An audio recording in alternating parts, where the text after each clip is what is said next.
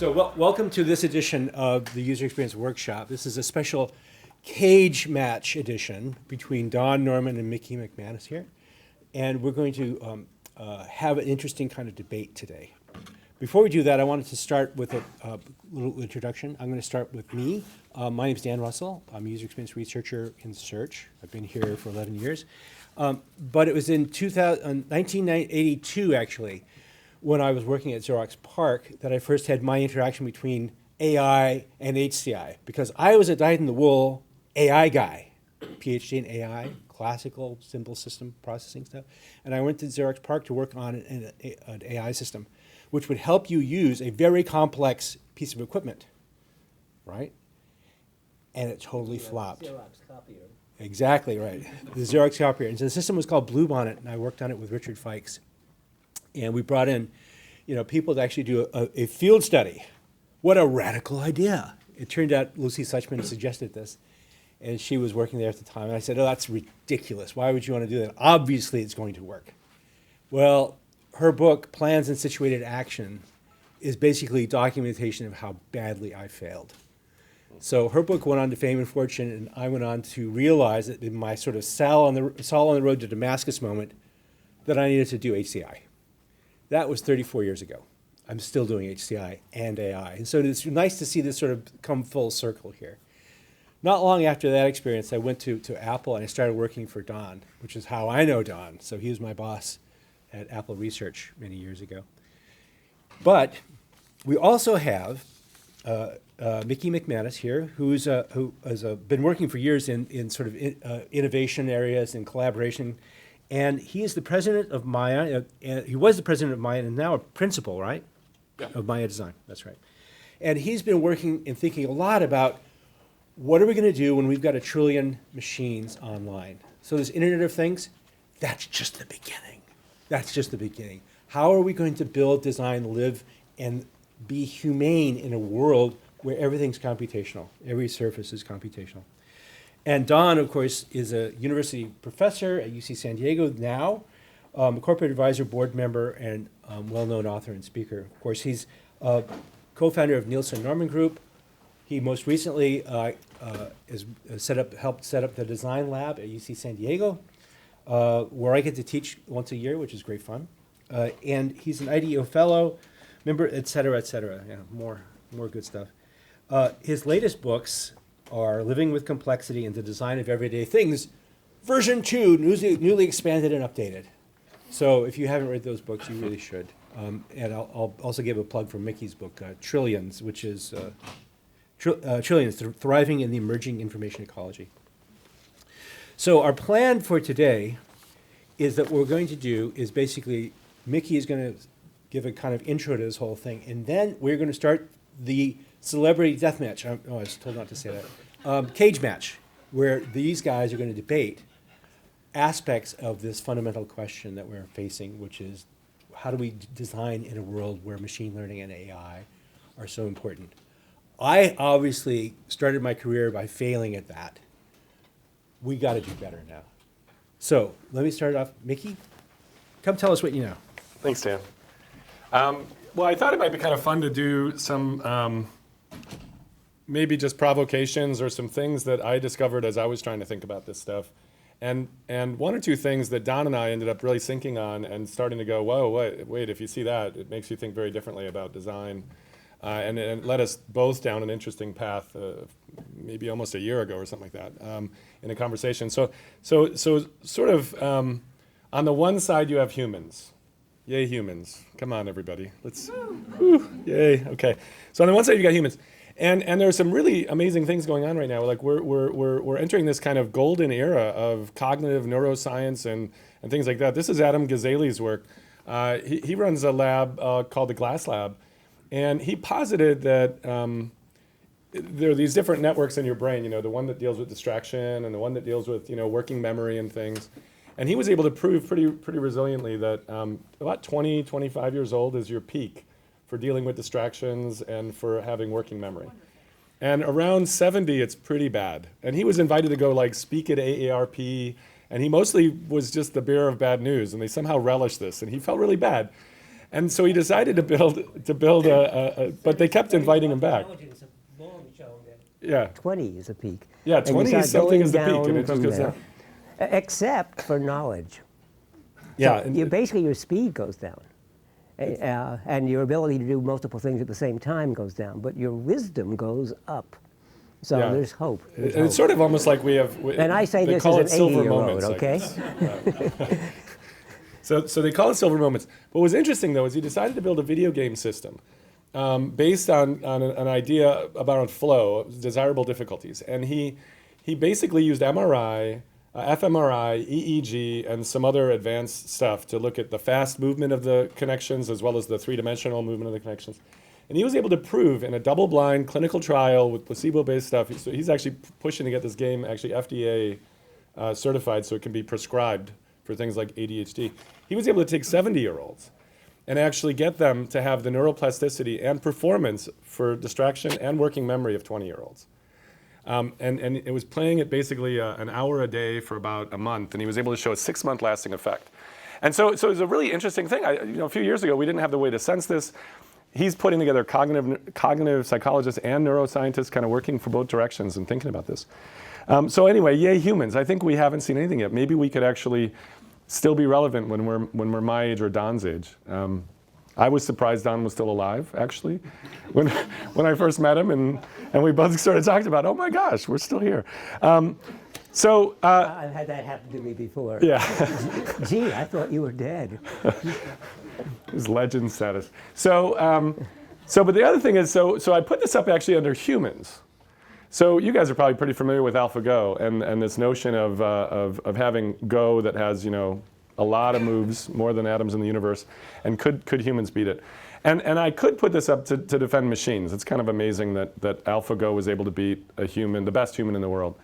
But the funny thing was, if you think of the bell curve, a good way to learn things is reinforcement learning. Like Serena plays against Venus, somebody a little more amateur to kind of push her up in skills, and also plays against a real pro and pull her up that skill chart from sort of amateur to virtuoso.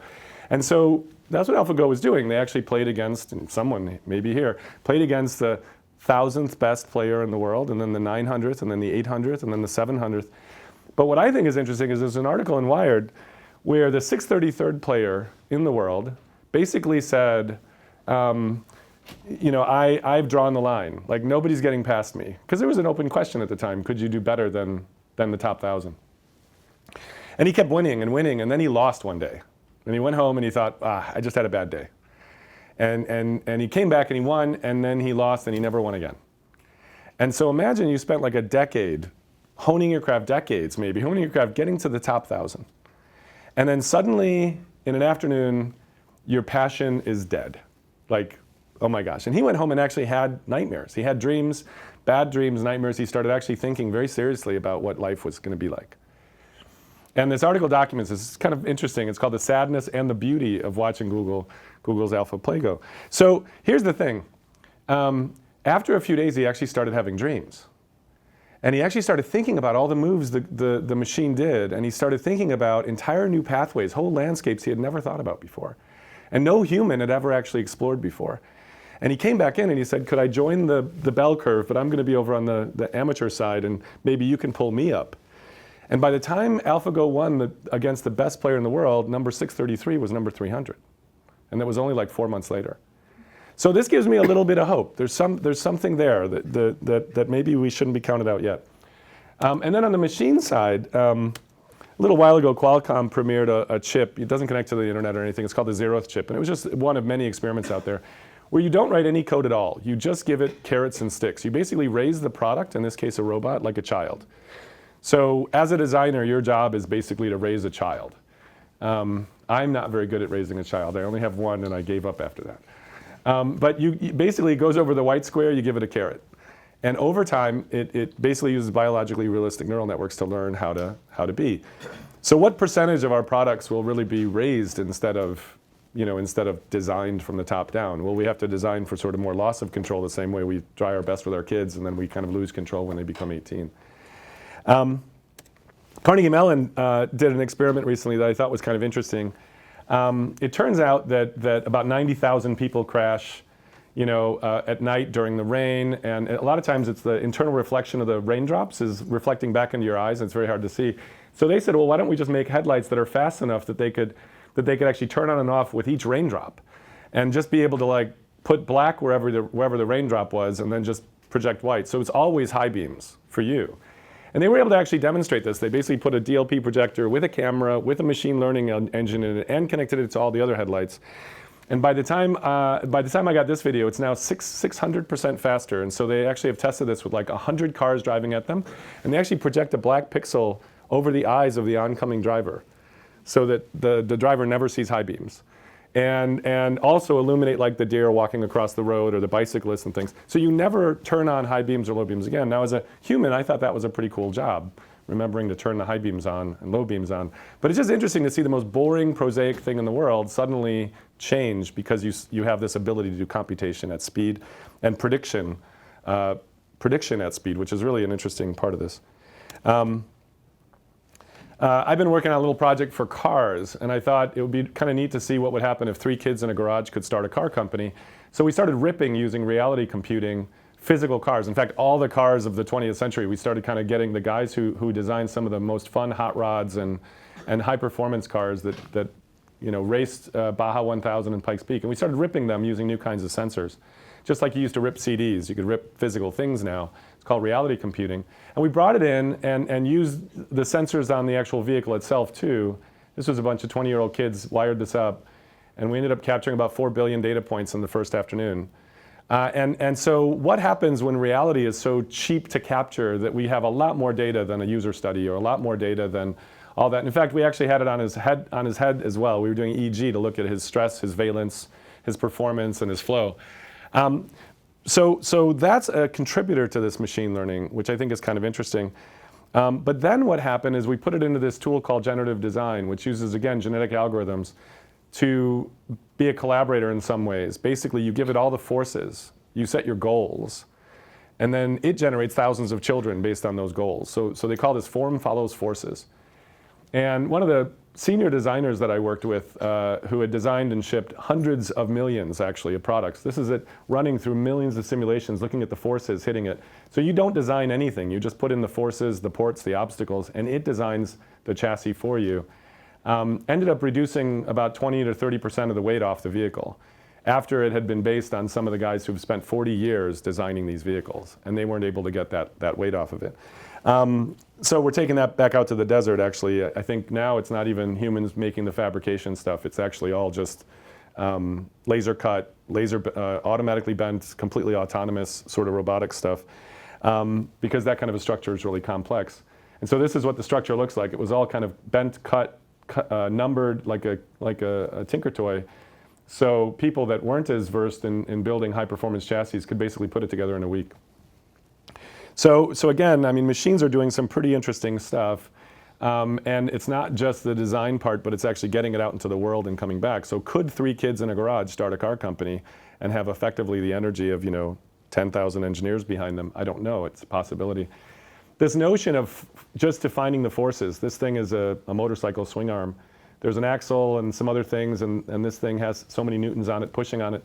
And then just having the product evolve itself, just the same way like your horse's hips on a horse, probably they were formed by the forces that the muscles pulled on it over a really long period of time.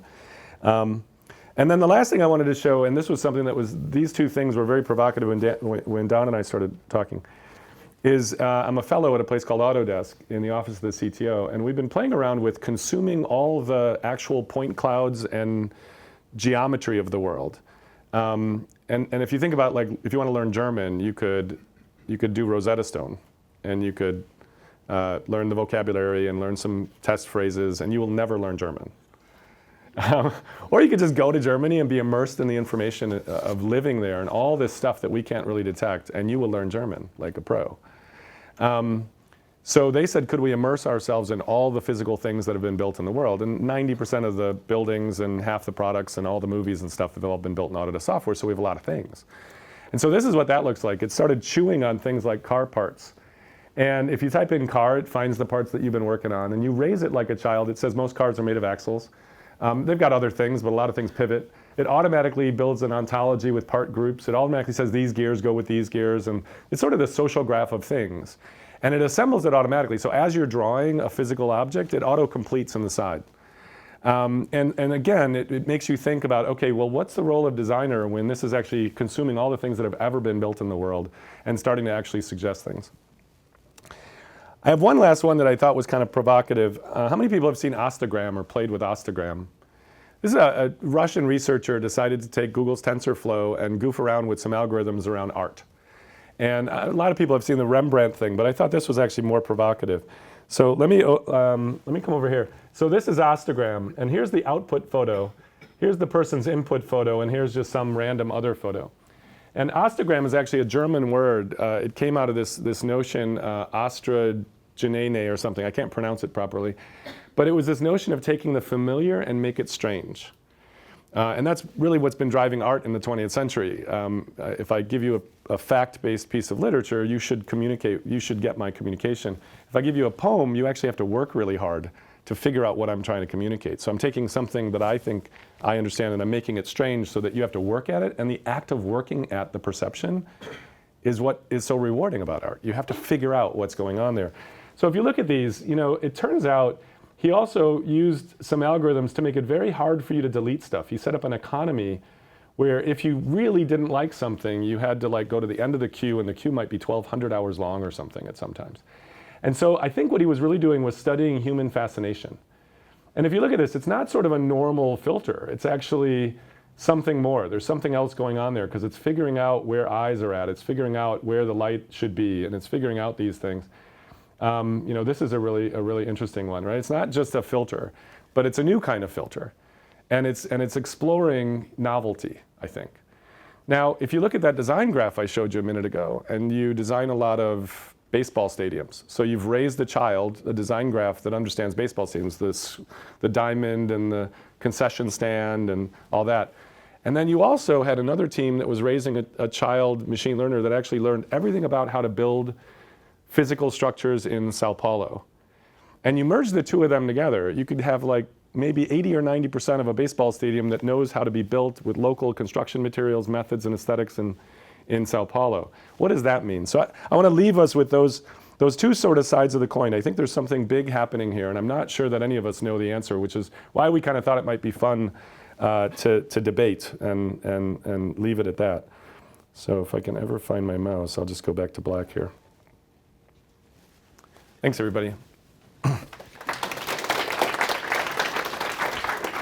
Thank you, Vicki. So for the second act of today's performance, we're going to have a debate, but it's going to be based on this notion that Mickey was trying to articulate about the role of machine learning and AI in design process now. And so we have two propositions, and we're going to toss a coin. Do you want to call it, Don? Heads? Don, you get to call it. Okay. Call it. Tails.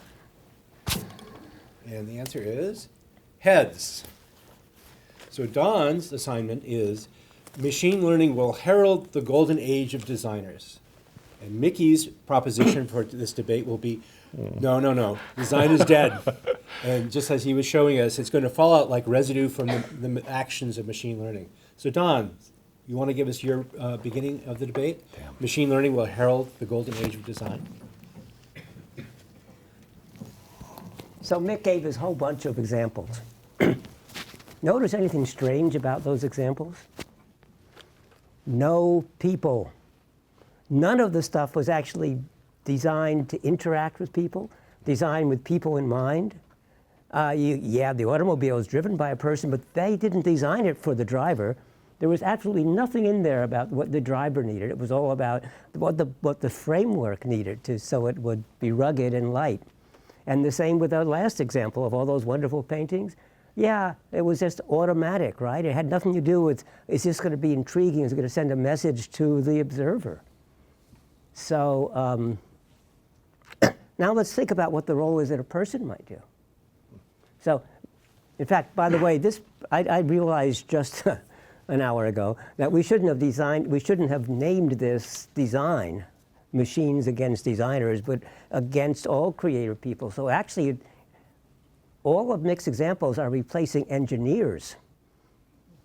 not replacing designers. It's the engineers who do the mechanical stuff. What we do is the hard stuff, make it work for people.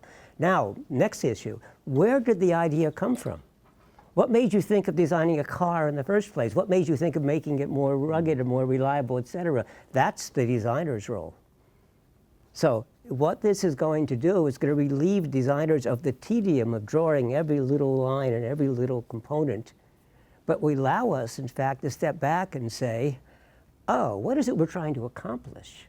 And so if you look at the program, which is called Dreamcatcher by Autodesk, what you do is you present it with the goals and the constraints, the goals that you'd like to achieve and the constraints in the design, and then you sit back and you watch and you say, that's no good, don't do any more of that. That's a good direction, keep doing that. That requires great human abilities, right? Judgment, qualities. I mean, most of the tedious work in design is drawing those little details, thousands of them.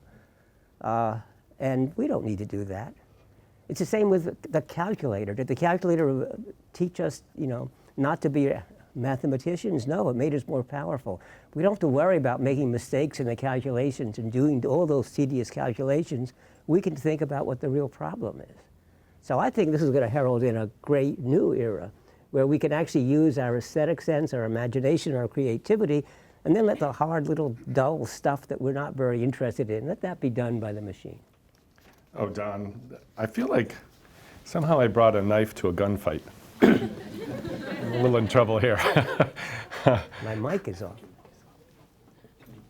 So I was just told my mic is off. So I was carefully vetted by the experts who told me my mic was on.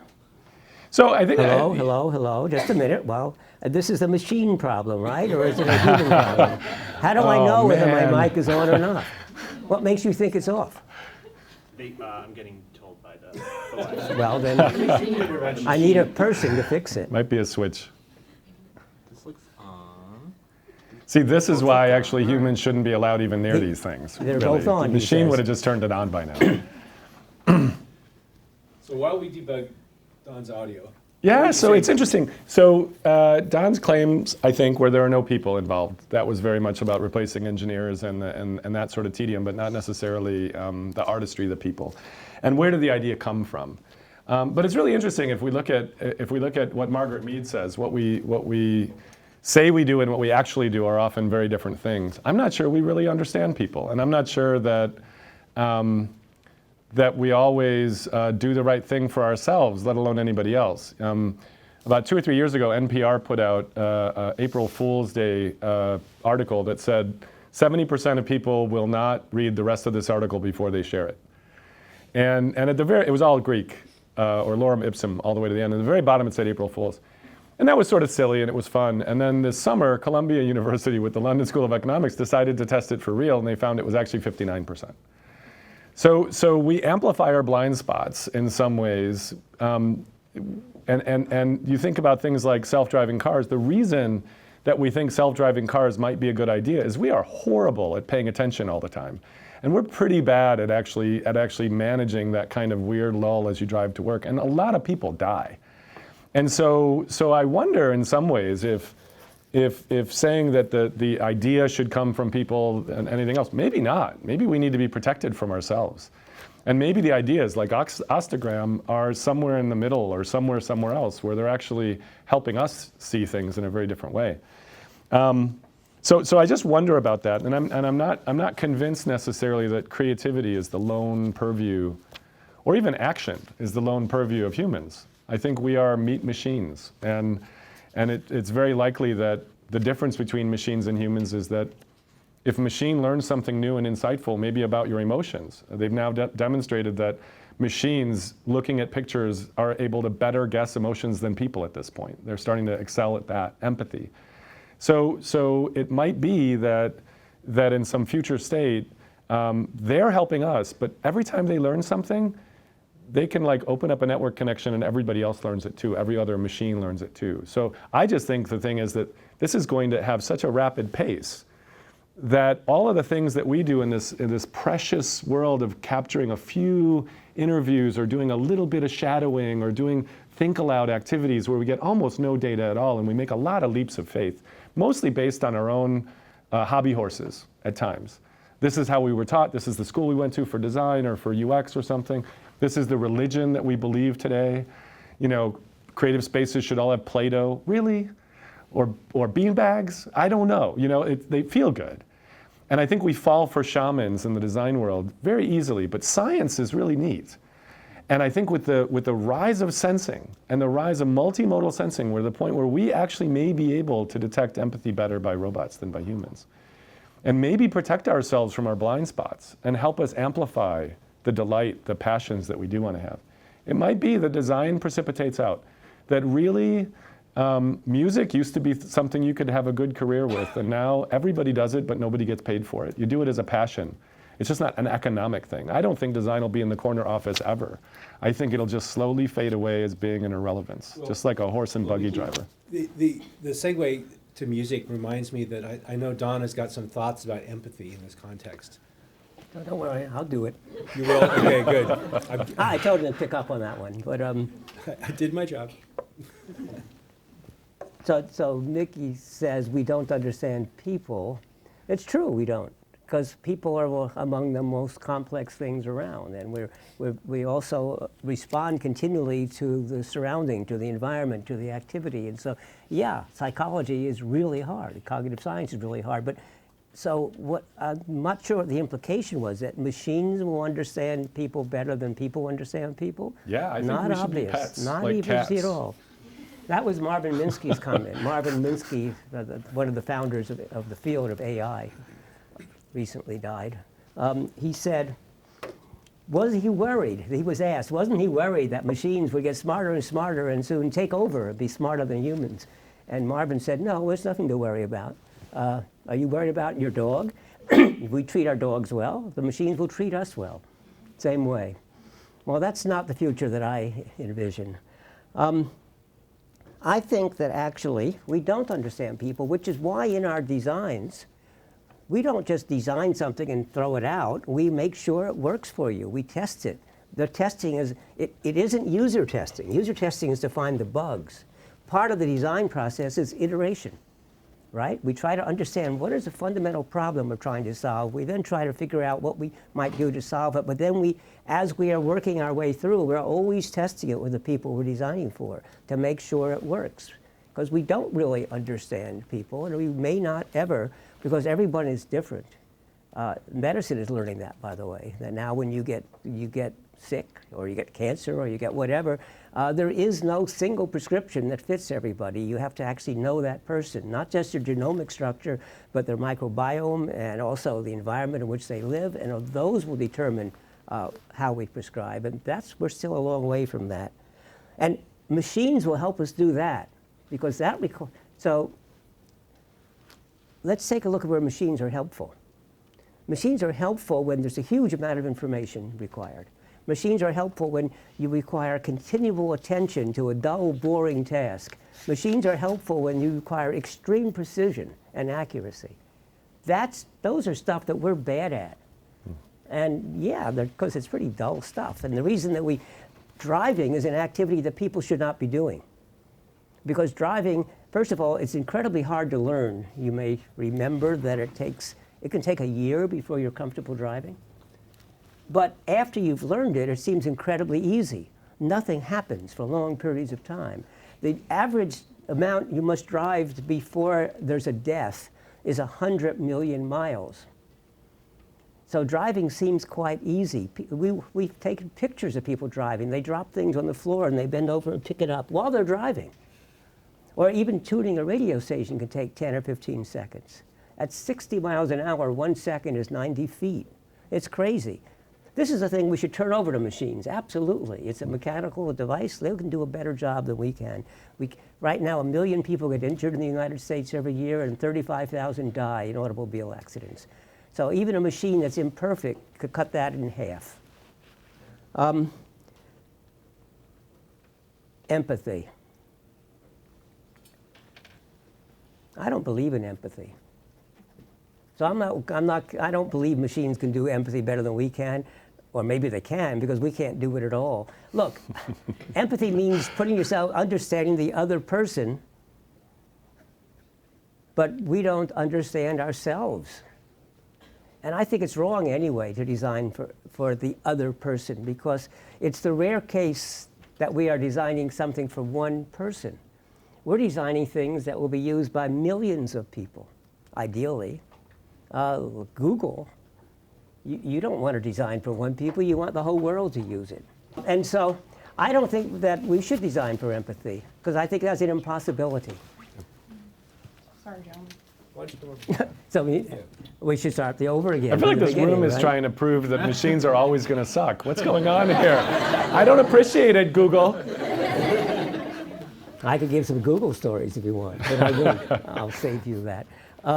So if you don't believe in empathy, what do you believe in? What are humans good at? What's the I point? believe that we design for the activity. If we really understand the activity, if we design something that people think, yeah, that's the way the activity should be done, it will be wonderful. Because, I mean, take a look at the automobile. It's the same all across the world. How come? Drivers are different, and they drive very differently, but they use the same tool. Look at a violin or a guitar. They're horrible. Any human factors professional would say, no, they should be prohibited. Take the violin, right? The way you have to turn your hand around, et cetera, that's really harmful, and it is harmful. Lots of violinists have to give up their career, they get tendinitis, and they can't play anymore because of that horrible position. But nobody complains, because if you look at it, it's 5 strings, and it makes different sounds, and we has frets or non-frets, depending upon the instrument. It determines the note that comes out, and you pluck it, and yeah, that seems like a sensible machine, and I have to hold it this way, but yeah, that's the way it is. And so when you do something that fits the activity, it works well. Forget empathy. Fit the activity. So I think this is interesting, but I mean, the claim there is a violin is a well-designed product. I'm not convinced it's a well-designed product. I mean, it's really painful and complicated. You just told me it actually causes physical harm to people. And today now people can scrub music and have a whole section of violins. People can make music that have never been able to make music in their lives. It's been democratized. Google doesn't actually make one product for anybody. For everybody, they make one product for every single person, because it's constantly tuning for that individual. It's n equals 1. It's the same. There's this rise of the notion that there might be these activities or a few different things that we can design for this general purpose tool. I'm not sure it exists in the future. I think it's all going to be n equals 1. And it's going to be tuned for us to either make it more difficult for us so that we feel a sense of striving, that desirable difficulty, or easier for the dumb stuff to get it out of the way, or protect us from our own blind spots. Yeah, but what you mentioned, you said it's going to be a tool that's designed for each of us, which allows each of us to expand our creativity. Yeah, I think creativity is going to flourish. And one of the things that we use maybe. our creativity to design was that tool that designed itself for each person. Yeah, I'm a little worried actually that designers might actually herald in a denial of novelty attack. Because we love creativity so much, I suspect that we're going to end up getting overwhelmed with creativity to the point where we just want nice gray boxes.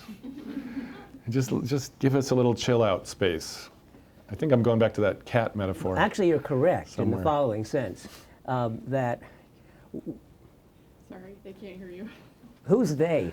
This is live streamed. This is live stream. There's nobody left because we've been going on for 25, 35 minutes and nobody has heard us, right? So no one's left. It's them. The machines.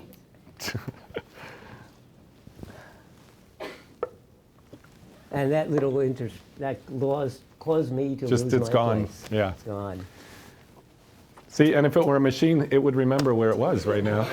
It would totally pick up. And that's the problem with machines, is they never give up. They're single-minded, right? But also, I mean, we're like fooled by randomness. You've got the black swan events. Science is hard, and I don't think designers as a profession, UX, figure out whatever you want to call yourself, researchers, et cetera. I don't think that they've committed enough as a profession to take this seriously. Now, we don't have licensing in this world. If you're an architect, a bridge could fall and kill you. If you're a designer, I guess you could just wave your hands and go, I learned some code and I plug some APIs together, I'm a designer. And there's some rigor in some places, but frankly, it's rigor based on like the scientific methods Yeah, that but didn't wait a have minute, machine wait a minute. learning. We're not going to have architects and bridge builders anymore, remember? It's Yeah, going to I be done hope by not. machines. I don't really want somebody deciding to make a new bridge. I want to dream about going to Alpha Centauri. I just don't. I'm not interested in that stuff. Well, you dream about going to Alpha Centauri, but I've got to go to I've got to visit my family, which is on the other side of the river. So it doesn't do me any good that you're going to Alpha Centauri. I need a bridge. But the bridge design, there are two components of design. Let's take bridge design. One of them is the actual drawing of all the struts and the whatever, et cetera, of the bridge, and that can be done by a machine. Absolutely. We don't need an engineer. It's not, those aren't designers, those are engineers, right? We don't need engineers and civil engineers to do that because the program designs it and the program does all the calculations about the stresses and strains and wind resistance and all that stuff. But it took a person to say we need a bridge here. It took a person to figure out where the bridge should go. It took a person to convince the city to allow that to happen, because when you start to put the bridge there, everybody says we need a new bridge across the river, but what do you mean? Wait a minute, you're going to demolish my house so the bridge can go? No, put it someplace else. And the political issues are really critical, and they impact people, and it's only people who can solve those problems. So the creative part is deciding what to do in the first place. The doing, yeah, I'll let your programs do it. But that means your whole claim is that humans are the only ones that can provide agency. I'm not sure I believe that. I mean, when you use Waze on the road, it's continually deciding what you should do to try to get you to a particular goal. It's And not it's you deciding based upon human inputs, right? That may be a long time ago, yeah. Now it's just machines. That is the problem I've noticed. Waze often detours around accidents that have been cleaned up a long time ago, because people are really good about entering the issues into Waze, but they're really bad about taking them out when they're solved. And you also know that Waze now automatically routes you through the quiet neighborhood streets. So the people in the neighborhood are putting in false Waze reports to try to prevent the... Well, now I think you're just saying that this is an arms race. Yeah, I just people don't against think- machines. And so, but why is it an arms race? Who started That's a good it? question. Well, probably the market. I want you to win so badly, but there's a part of me that actually is worried about this, like deeply concerned that we will be the handmaidens for our own demise, that we will shout at the pinnacles that designing and all this stuff is more important than ever. And then one day we'll just wake up like that guy playing AlphaGo, and he'll be like, So crap. you want to take over and do the next phase?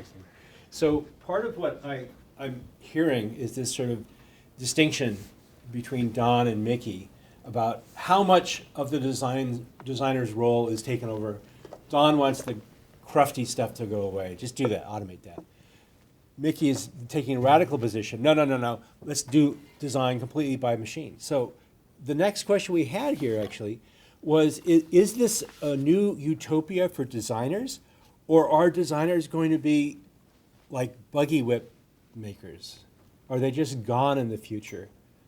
What would you say, Don? Are designers, is it going to be Actually, that I'm going to- utopian, or is it just all dystopian? I gave the example, it's sort of a made-up example, but it's sort of the idealized dream catcher, in which you give it the issue you're trying to solve, and then you are a critic, basically. You're critiquing it.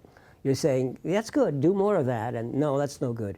I want to ask the audience who's here, how many of you think that would really empower you and unleash your creativity? How many think that would sap it away and you'd hate to do that? So how many thinks it's a good, exciting thing? How many think it's kind of dangerous and scary? And it's interesting. Wait, how many people raised their hand for both? Yeah, that's what I thought. But the interesting thing is that the way you raised your hand, the exciting one did that, and the creepy was there, same, like that, yeah. Well, there might be, part of the reason we decided we wanted to do this is we really don't, I think we're grappling with this right now. And you've mentioned a few times a sort of middle ground, I think, a little bit, which is the sort of treating a machine as a teammate or a collaborator. Get this stuff out of my way, but you're going to augment me and I'll be able to be more powerful.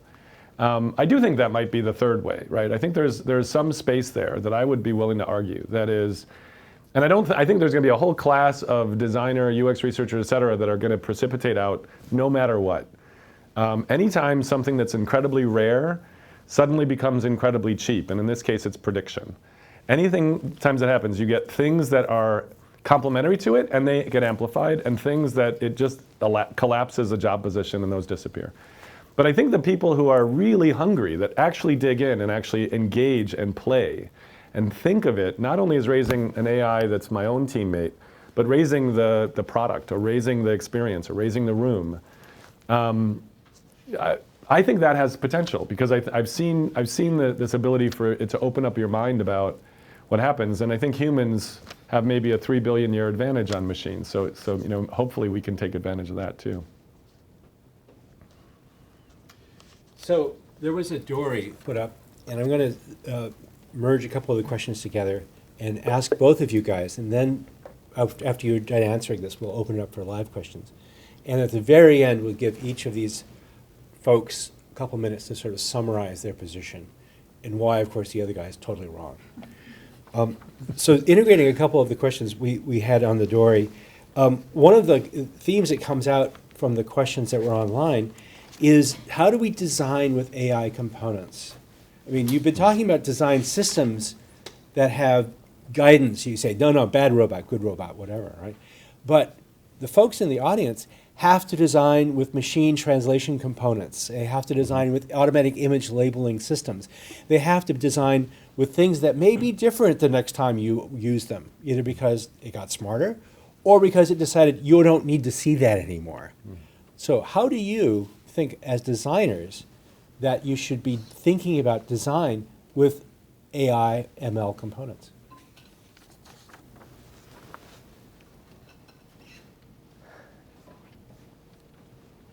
Well, yeah, in our lab, we call it human technology teamwork, which is sort of the framing that we give. But it's easy to say and very difficult to do. So with today's technology, it's easy to do. And we argue that basically, in fact, I wrote a whole book about this. I called it Things That Make Us Smart. That it is things, artifacts, that we have invented and built and designed that make us smarter. Actually, we aren't any smarter. It's we plus the artifact that's smarter. And so we're smarter than either the artifact alone or us alone. And a calculator is a great example, but almost every technology we can think of makes us more powerful, makes us faster, makes us smarter. Again, an automobile doesn't make me as an individual faster, but me plus the automobile is faster. So that's the argument. But it's harder to do. And for example, we're looking at physician's diagnosis. And we're trying to figure out what tools we can give to make the physician better. And we're working on that, and we're actually succeeding. But the real question for this debate especially is, when will that tool be actually good enough that it takes over and replaces the physician? And that's already happening. If you're diagnosing tumors, for example, it turns out that we can do better pattern recognition and better diagnosis using the MRIs and X-rays and CT scans by machine than by a trained radiologist. So the radiologist jobs are now changing. So they are not necessarily detecting the tumor. They're trying to interpret it and trying to decide what should be done about it or whether other views are required. And I just took part in an operation, watched the operation. My boss had an operation. Larry Smar. But Larry, given to Larry, he turned it into a research project. So he spent all day in the MRI machine getting scans, and then we transformed that into a virtual reality walkthrough, his colon. And we had a major 2-hour meeting. It's going to be operated on by the... Wait, was the meeting in his colon? In his colon, virtually. Intuitive Surgical is making the machine. It's a Da Vinci machine, and so the chief engineer of Intuitive Surgical was there, and the computer scientists were there, and the radiologists were there, and the surgeon was there, and et cetera, et cetera, et cetera. And it was really, but it's a combination. It was really interesting that you needed both.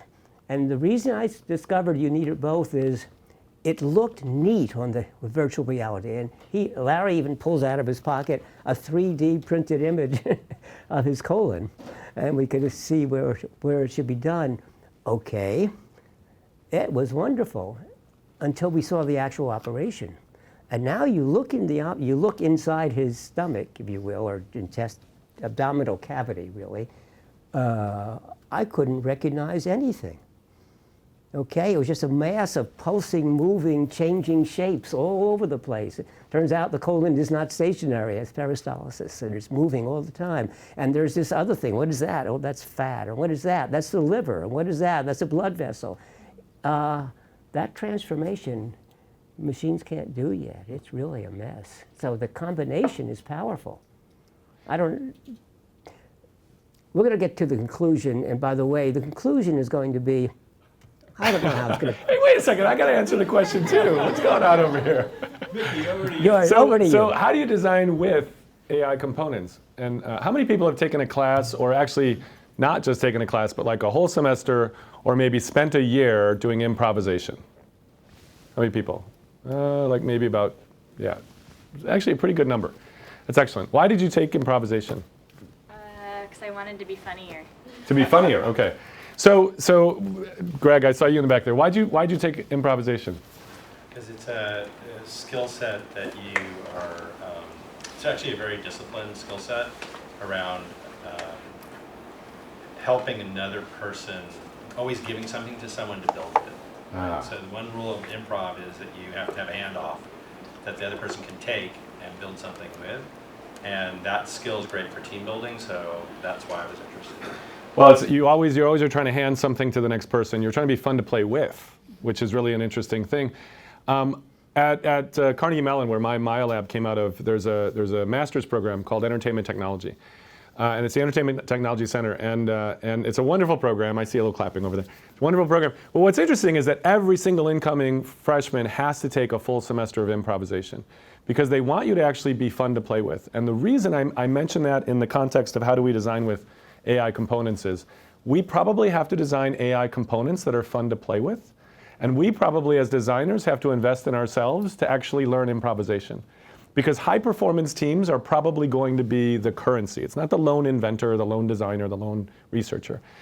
And there was some research out of, again, Carnegie Mellon around seeing the mind and the eyes of others and looking at high-performance teams and how successful they were when they were interdisciplinary. So think of one discipline as this machine that's trying to make guesses, and it's a black box. It's very hard for you to tell what the heck this machine's going to do, and it might change tomorrow, just like another teammate, because they had a bad experience or a good experience or they learned something new. And seeing the eyes in the mind of others was that if you had a few people who could kind of see if the other teammates were like keeping up and pay attention and like kind of guide them up, the team itself actually worked as a higher performing organism. So I suspect, I'd like to see some automation of that. I'd love to see some way that we could actually build better high performance teams and help us grow. But the AI components themselves are probably going to have to expose something to us or be taught a little bit more about how to improvise or to be taught about how to be fun to play with, I think. And I think we as designers owe it to our teams in general to learn that too. The other thing that happens in improv is you learn status play. It's the silliness where I said, "Oh, Don, I thought you were dead." You know, I'm in awe of Don, right? I read his book when I was in school, going to school for product design and everything. But you have to be playful because playful turns out to be a way that you can get into more interesting conversations and solve things and poke around at the edges on things and find out where the edges really are. And I think as we work with components, and they're not just going to be digital components, a few million, IP cameras, Panasonic printers, HP speakers were taken over a few weeks ago and did a denial of service attack on the entire internet's phone directory. So it's not only going to be like good actors in your team, it's going to be probably bad actors in your team too, who have been co-opted or something. I want to build on that. So switching the rules of the game now because you want me to switching the rules of the game. And actually, Greg, I thought you gave the best description of why we should do improv, learn improv, that I've ever heard. I've had these arguments these discussions for a long time, but that was a really good description. And so let me build on that.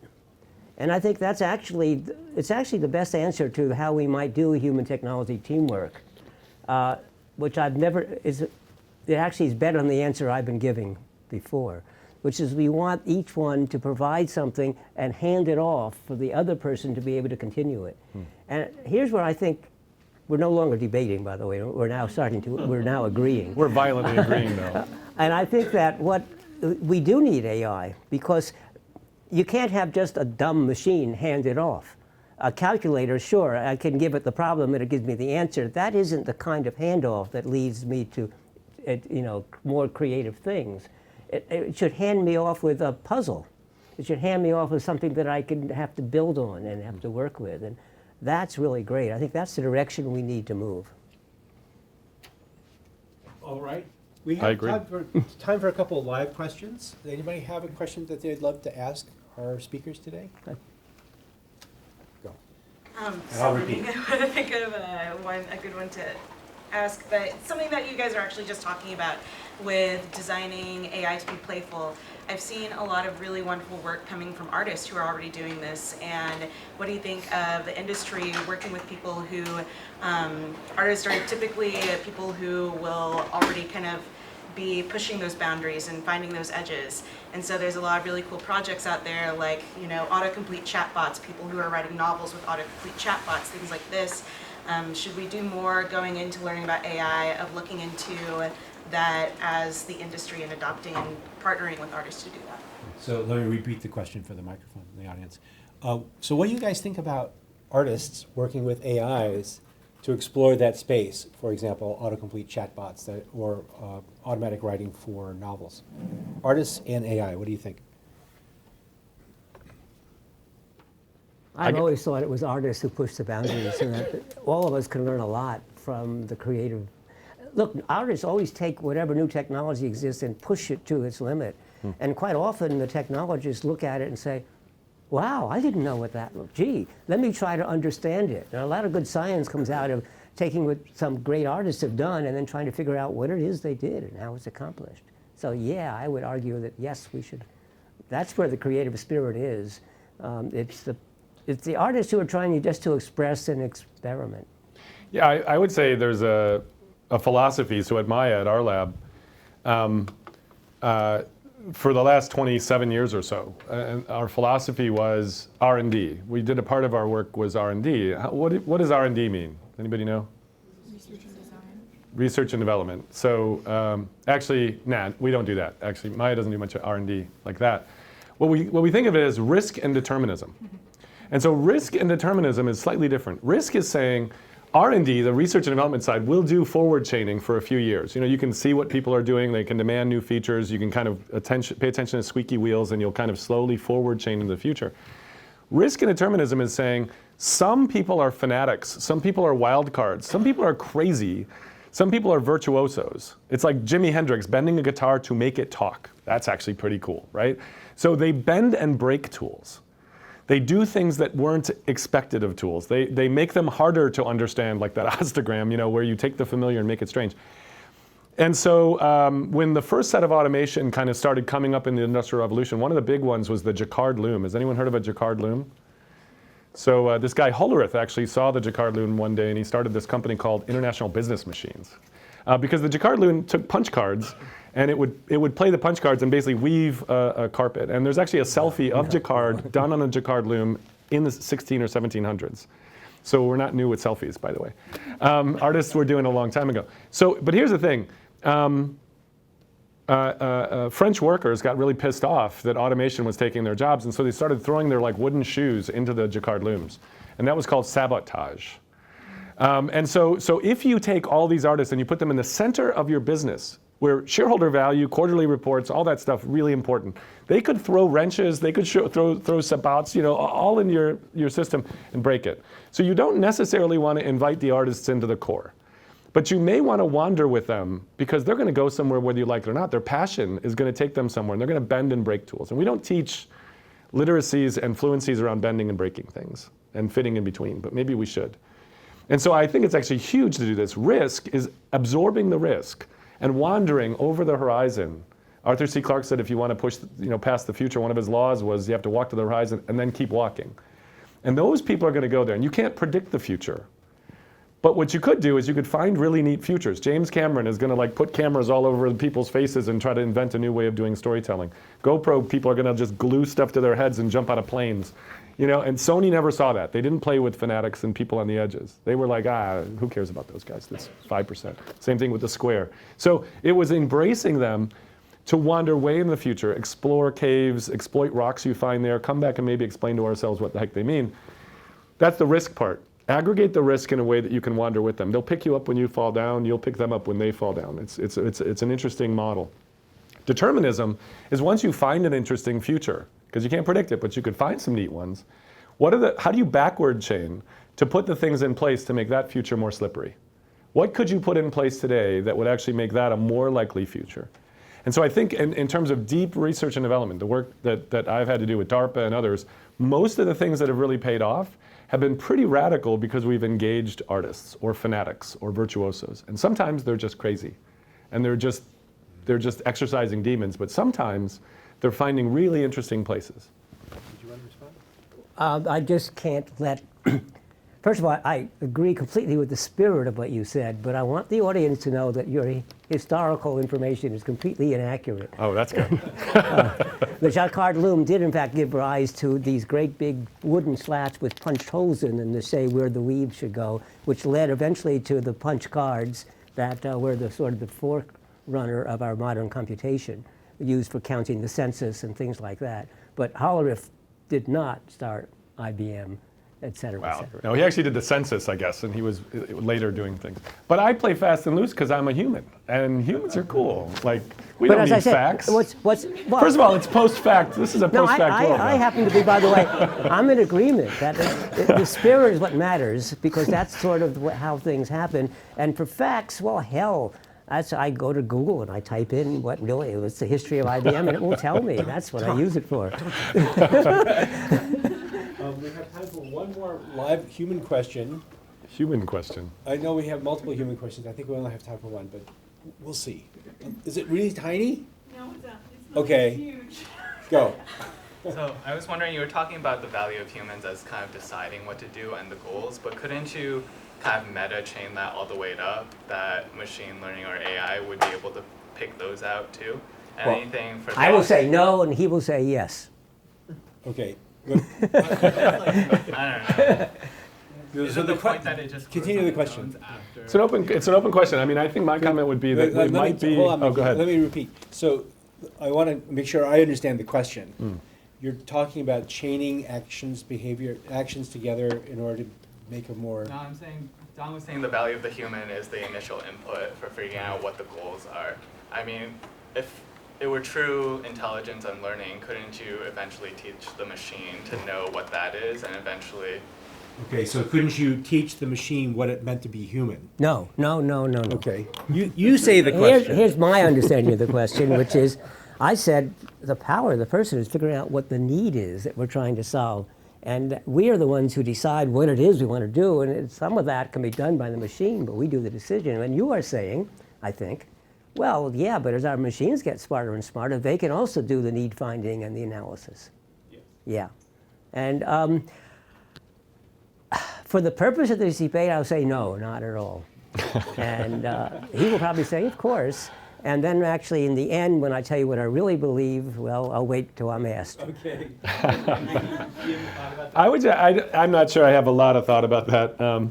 But I would say that I think that what I have been noticing in just my career has been this shift from designing things to designing systems, and realizing that nothing's isolated anymore. You know, and understanding systems is really hard, because there are all these weird emergent things. Sometimes they're like really dependent on initial conditions. Sometimes they're not.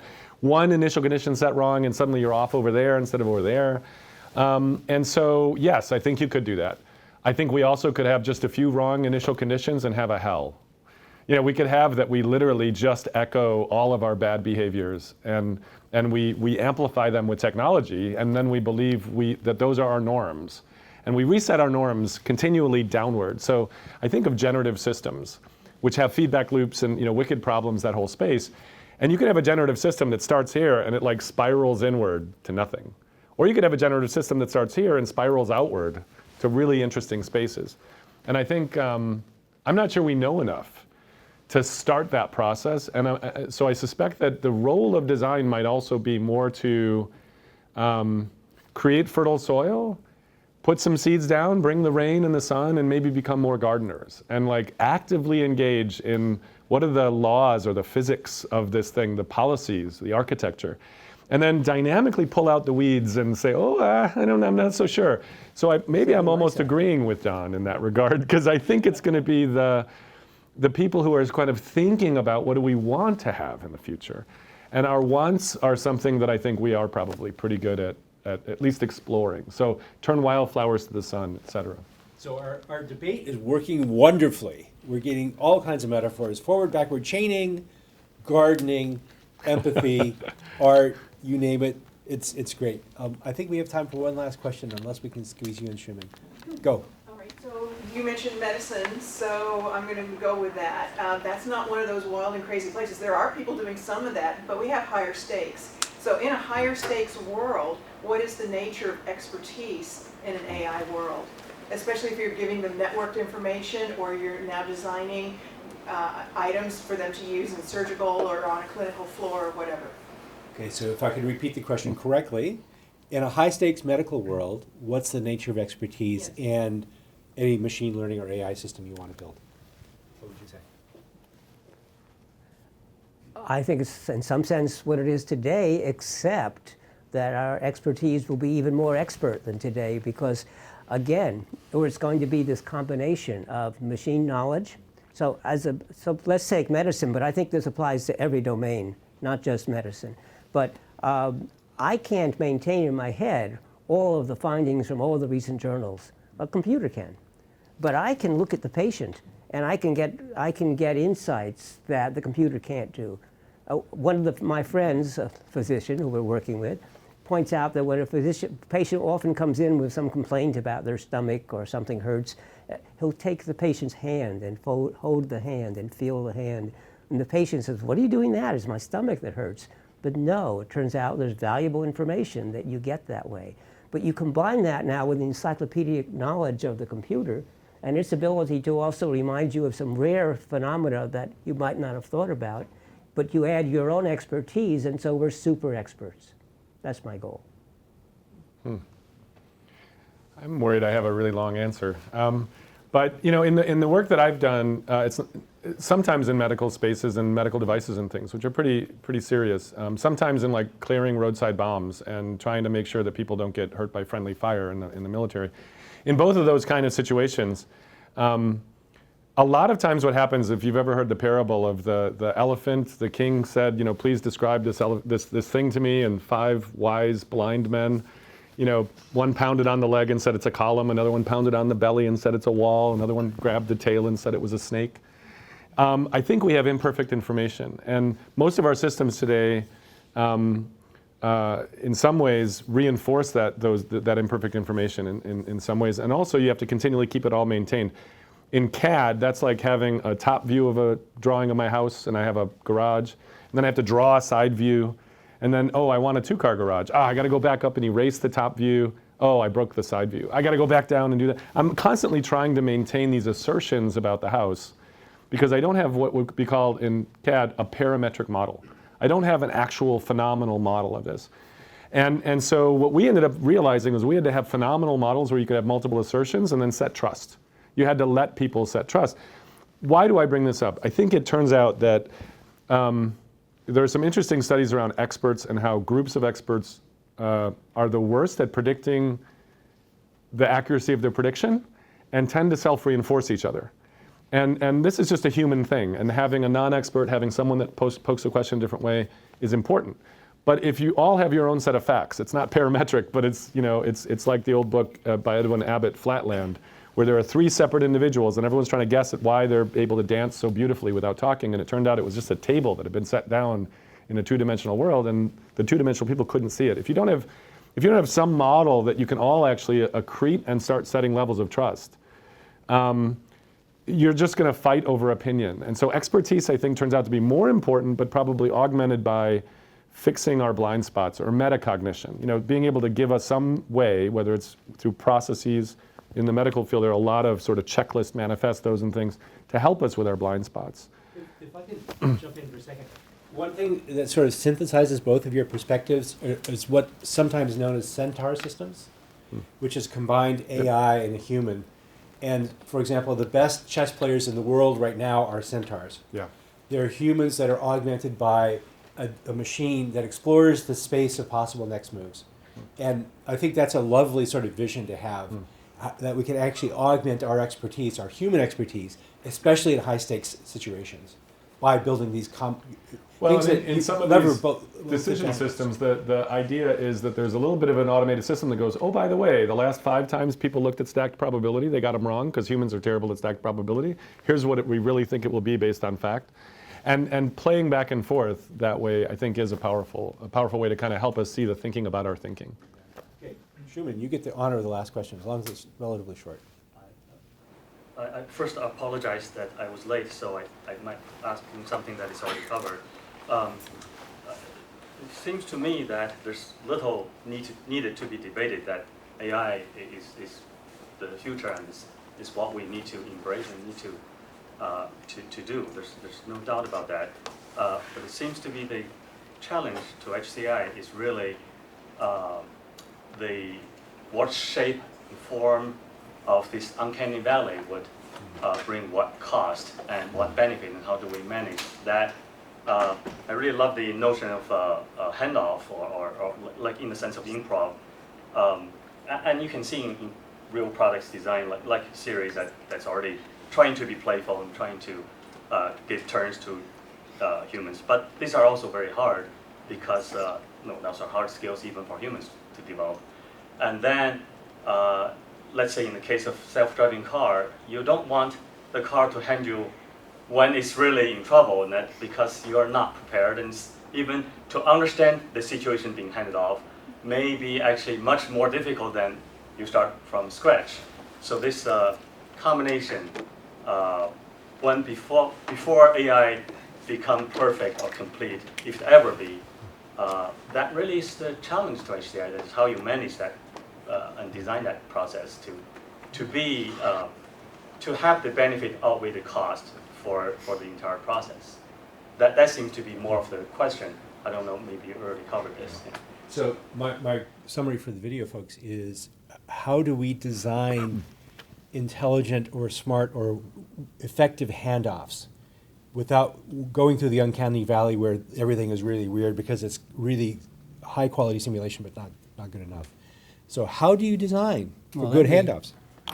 But first of all, Schumann, you had the wrong question.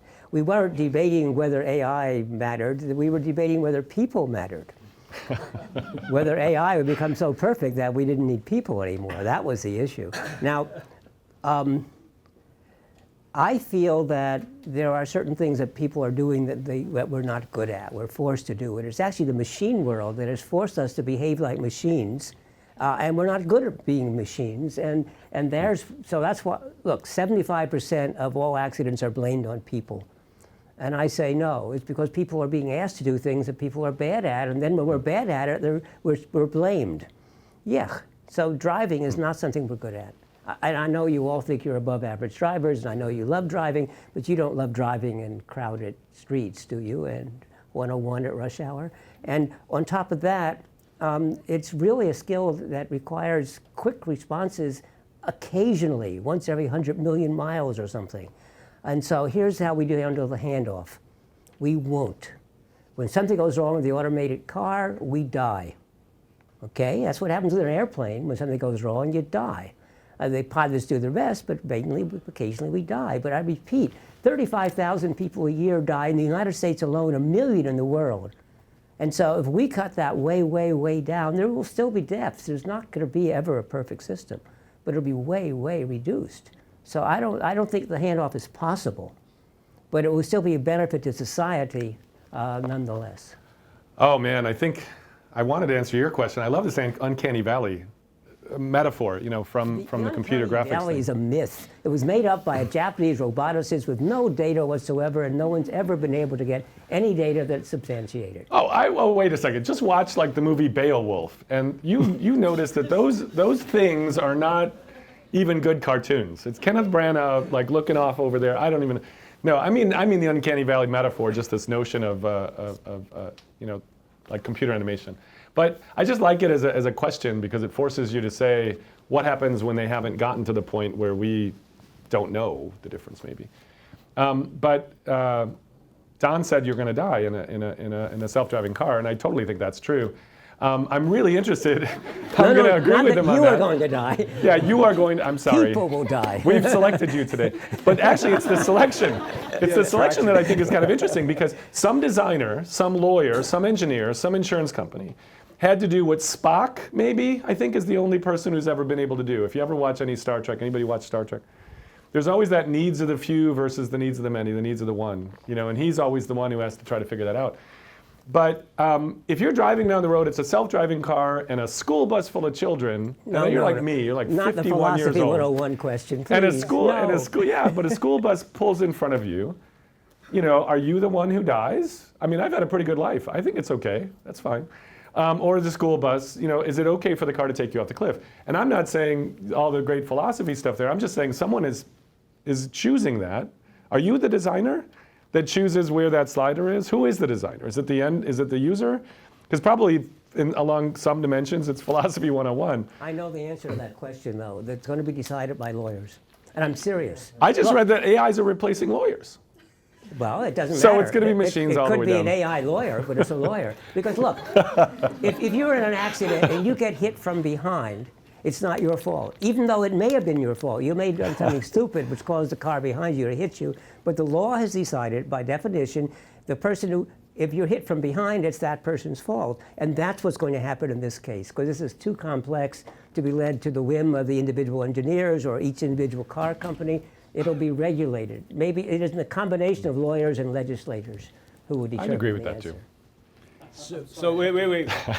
I'm going to suggest that we move this discussion to lunch, because we're running out of time. And I still want our speakers to give their 2-minute summaries. It is an excellent go question. first? Oh my I'm not gosh. putting you down. I can go first if you want. Okay. But can you, gentlemen, summarize in 2 minutes what's come out of this debate? I'm going to start, actually, Don, because I'll let you have the last word. It's always just more fun to listen to where you come from, because I'm not worthy. So I think on the debate side, I won the coin toss to defend humans as designers will become irrelevant. And it will precipitate out of all the sensing and all the machine learning and all the stuff that it will probably be better for us because they'll protect us from ourselves. I worry about that, because there's always that stuff you worry about. I worry about Bernard Avichet, who was the head of, he was the editor of HBR for a while. He said it wasn't that he didn't expect machines to someday meet us. It was that we would actually go meet them halfway. Like, I really worry about us getting dumbed down or amplifying our lesser selves instead of striving to amplify a better self. And so while I think it might happen because we just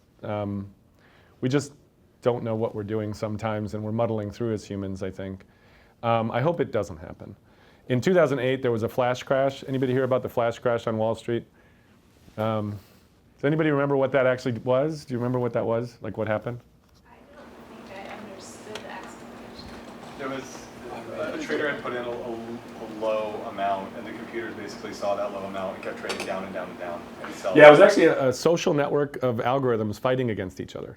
So they basically, in about 3 seconds, took a third of the value off the entire Dow before it was shut off. And so that's the thing that maybe worries me the most, is that when I go to sleep tonight, I feel pretty confident, and then like around 3 seconds into 3 o'clock in the morning, there's like a battle between AIs, and it was set from one bad set point over there, and we lose an awful lot of value in society. And we unset some norms that we've spent a long time trying to build, or we basically believe now that this is as good as it can be. And I think it's more about the lost opportunities that I'm excited about. So if I were to really tell you what I think, I'm looking at what happens if we could, like all tools, like all things, if we could make ourselves superpowered, if we could do things we couldn't do before, in amplifying and helping our better selves, and in more interesting world, a more rich and lively world for a lot more people. So that sounds very platonic or whatever, but platitudes. But I've seen a designer who spent 30 years designing products and doing things and was amazing. And I've seen him play with these systems and go, that's it, my job's over. I've got no life. He's from Bristol. And then I've seen him play with it a little bit and say, I can't believe it. I can't go back. I don't ever want to go back. And now his whole brain is on fire, and he is loving it. But it took this kind of almost the most skeptical person in the room to really push and prod and find their own way. And I'd like to see that happen more. I'd like to see everyone here just engage more, get into the flow instead of standing on the outskirts, and think about these questions. I think the reason we even wanted to have this debate or this discussion is we believe that this is a really important thing for all of us, and I think designers have a role to play. So that's where I'm going to end. And it's hard to summarize. In part, it's hard to summarize because, you know, we were told the rules of improv, right? Which was you have to give a handoff for the other person so they can build on what you've said. That's not the rule of a good debater. The rule of a good debater is I want to leave you hanging with no response and no ability to build on what I've said, but dumbfounded, right? So the very notion of a debate is just the opposite of building. But I don't know what I believe, because I can argue both sides. That's why we were able to flip a coin and decide which side we were going to take.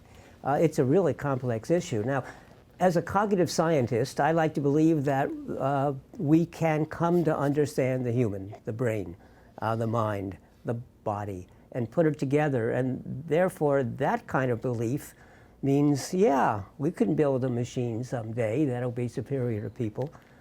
I don't know when that someday might be. So let me tell you where the hardest problem is. And this is well known in people in AI, by the way. The stuff that people consider hard is where everybody said, that's the challenge. Chess is hard, Go is hard, solving mathematics is hard, et cetera, et cetera. Well, gee, machines have solved all of those. The stuff that people find is, well, look, here's my standard story. I spent hours shooting the basketball to try to figure out how to, you know, make it get through the hoop, right? A machine, it just, boom, it just does it. No matter what angle, it just does it. Always there. I don't spend any time trying to see the hoop. The machine actually has great trouble seeing it. Okay, so the things that we find easy and trivial turn out to be really hard. So anything physical is really hard for the machine. Perception is hard. Manipulation is hard. Picking up an egg is hard.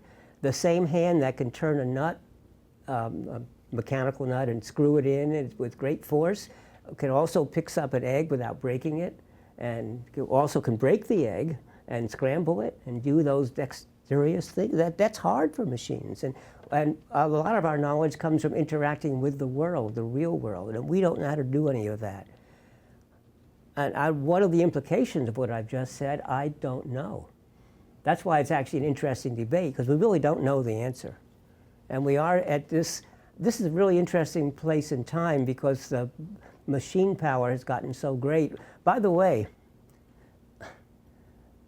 deep learning, okay, which is very powerful and doing all sorts of things we never imagined, it's a really elementary system.